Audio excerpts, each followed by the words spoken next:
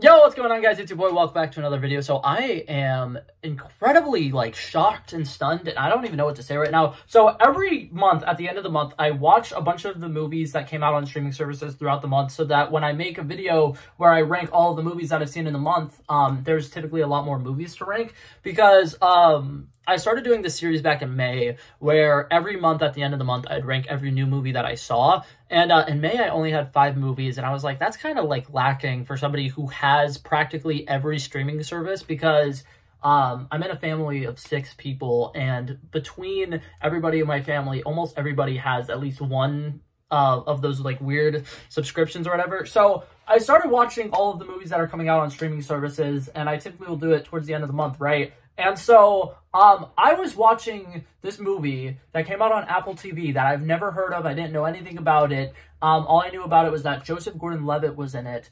And, oh my god, I think it might be one of the best movies I've seen this year. Modern Movie Review. Alrighty, so to get started, I want to go ahead and issue a spoiler warning. I don't know if this movie is really a movie that could be super spoiled to you. In fact, if you actually watch the movie, if you go click on the movie and you look at the title or whatever, or you watch a trailer for it or whatever, you probably know exactly what's going to happen in the movie, and there's probably a very obvious idea of what's happening in the movie. But like I said, I went into it fully blindly, and I think that was great. I think that really helped my perception of the movie. I think I really enjoyed it a lot, and some of the things that happened in it probably would have been a little more predictable, but like I said, I had no idea what it was. So right off the bat, there was a lot of things that I want to talk about. I'm gonna go ahead and dive right into this. So for one, like I mentioned, Joseph Gordon-Levitt was in it, and that was one of the main reasons why I watched it. There's a lot of movies that came out on streaming this month, and so when I was going through it, instead of watching all of them like I usually do, I just picked 3, and this was one of the random 3, and oh my god. So for one, I'm going to talk about Joseph Gordon-Levitt because he's the reason I watched the movie. His acting in this is phenomenal. He is so good. I'm going to get into it a little bit further down the line, but I feel like I should probably give a general idea of what this movie is for people who haven't seen it or heard of it. So the movie's called Flora and Son, and it is about a woman named Flora who had a child when she was really young, and has kind of dealt with kind of the repercussions of that.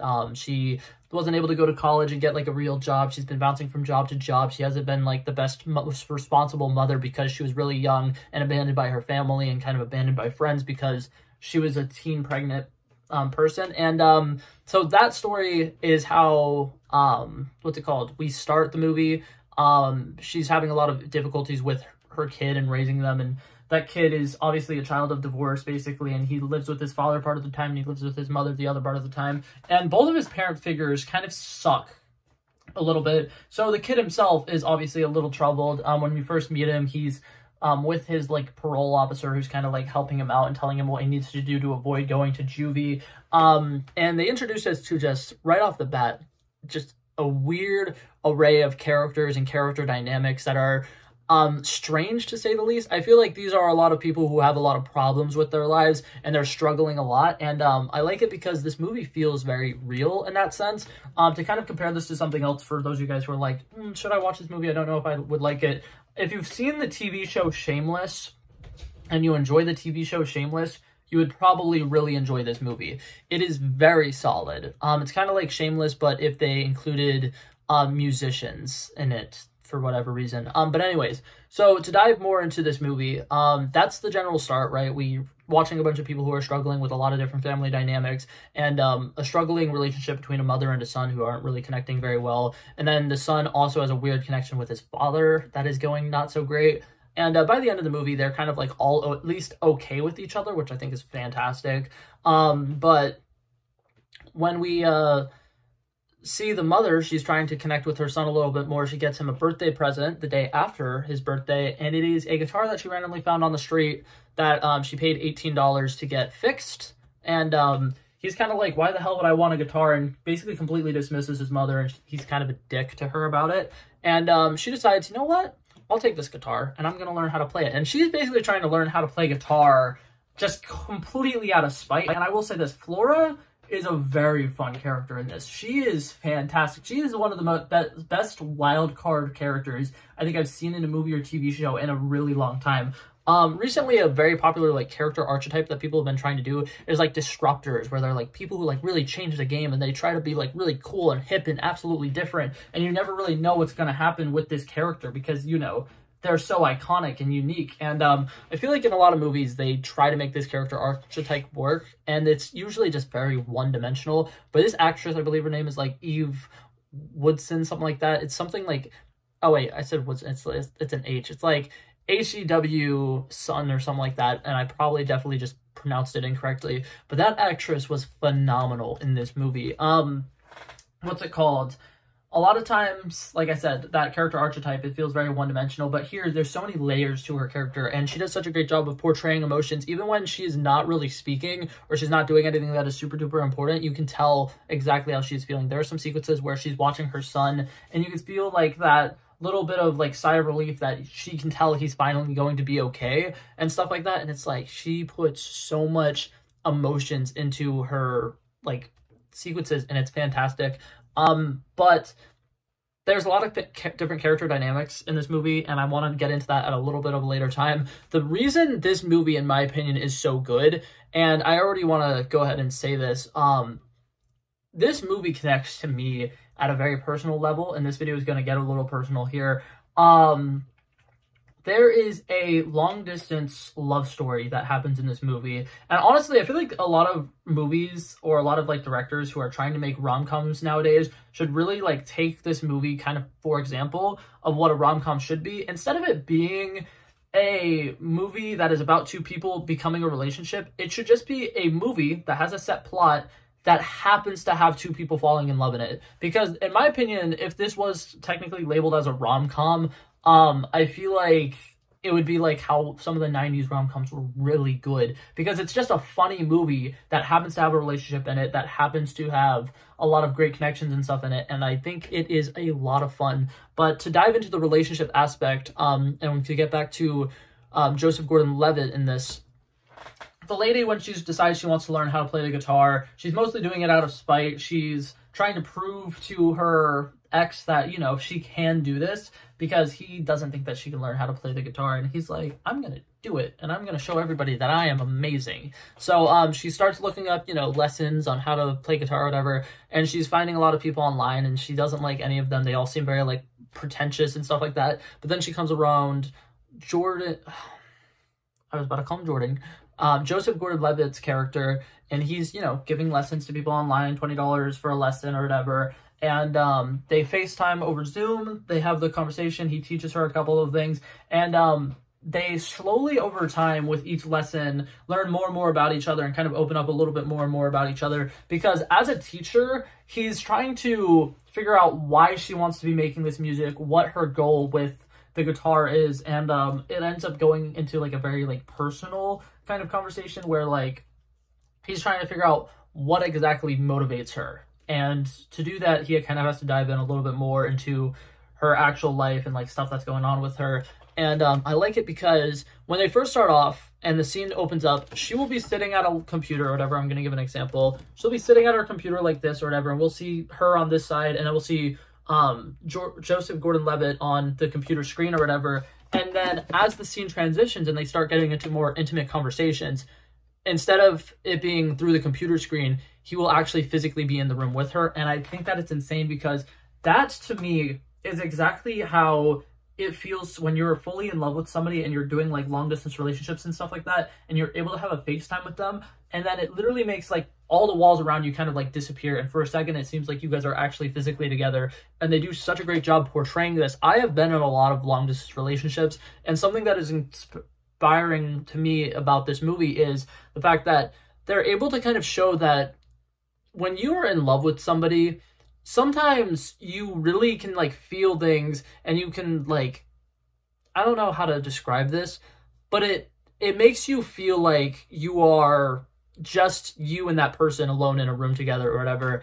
And I think it's very cool, because a lot of people I know have always been like, long distance relationships are weird, it doesn't really make sense to me. But the big thing is, when you love somebody, no amount of distance, no screen, no anything can really keep you away from that person if you really have that connection with them. And the way that they visualize that in this movie is remarkably well done. I also think that there's like a great dichotomy between this relationship. So, like I mentioned, Flora's a very like disruptor character. She's very wild card. You have no idea what she's gonna do. She's a bitch. Like, I'm just gonna say it flat out. She's a bitch, but you really love to like her because she's struggling, and she's a bitch because she's been through so much. And she's really struggling, and she's a very funny person. She's very sarcastic. She's somebody who is kind of like passionate about certain things, and she has a lot of moments where she's like so proud of her son, and it's like so much fun. But for the most part, she's very like hard and tough, and she doesn't like letting people in. She doesn't like being vulnerable. And then you have Joseph Gordon-Levitt's character, who's a lot softer. He's a lot more calm. He kind of feels like what's the name?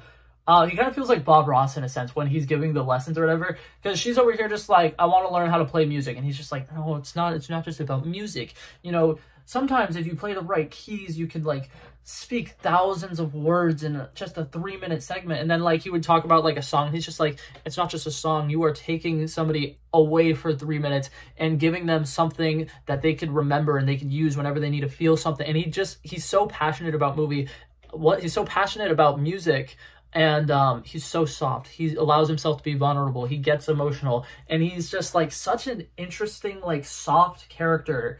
And then Flora's just so hard and rough around the edges. And she's just like hardcore. And she's just like crazy and out there. And like the way that they bounce off of each other works incredibly well. The way that they kind of like take things from each other's mannerisms, like Joseph Gordon-Levitt's character eventually becomes more funny and more sarcastic because of her, and he kind of learns to be more like sweeter and understand that like music isn't just about can you do these chords, it's can you put these chords together in the right order, and can you make something out of what little things that you have. And that lesson is taught through music for the most part, and these little guitar lessons that she's doing online. But then she's able to incorporate it into her real life where she is struggling a lot. And it teaches her to kind of like appreciate life a little bit more. And this movie to me is insanely triumphant because of that. They're able to take small little lessons like that, plant little seeds for them, and then by the end of the movie, you get to watch them all blossom. And it is beautiful. It is incredibly beautifully well done. One last thing that I wanted to talk about before I give my final rating for this movie. This movie is a musical. Obviously, I mentioned she learns how to play the guitar. Her son, at the same time, was learning how to rap and use GarageBand on the computer. And one day she walks into his room and he is making music or whatever, and he shows her one of his songs, and she absolutely loves it. And she's like, oh my God, this is incredible. She throws a party for him because she's so proud of her son. And then she gives him a couple bit of like relationship advice, and she's kind of like trying to help him like promote himself in a little bit. So she goes out and makes a music video with him for his song that he made, and she helps him with the song, and then they make a song together. And it's such a like touching concept, and I don't know how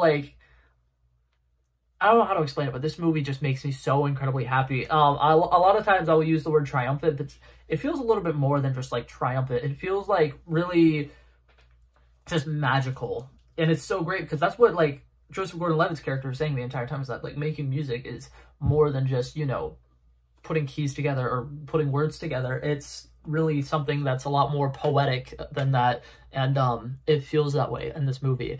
It is a whole lot of fun. I also think, you know, base level stuff about this movie, the humor's fantastic. A lot of the like camera tricks that they do are great. Like when they do the transitions from them talking through a computer screen to real life, it is always done so smoothly. And it's so cool. Man,